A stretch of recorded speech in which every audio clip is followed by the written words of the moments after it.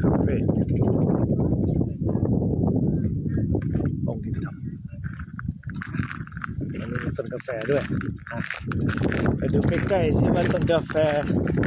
มันเป็นยังไงนี่คือเม็ดกาแฟเป็นหน่วยแบบนี้กาแฟผู้ชมเยอะมากเลยจ้าเป็นกาแฟสดนะคะกาแฟสดผู้ชมเยอะมากเลยค่ะกาแฟสดโอ้นี่ต้นกาแฟสดเพิ่งได้เห็นแสดงว่าเพิ่งเอามาลงแต่เป็นพุ่มทรงสวยต้นกาแฟต้นนี้อยู่ที่ไลฟ์คาเฟ่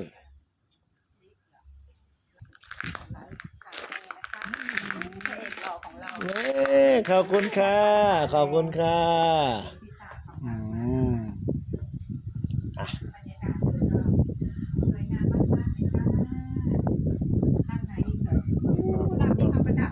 ดอกไม้สวยมากเลยค่ะ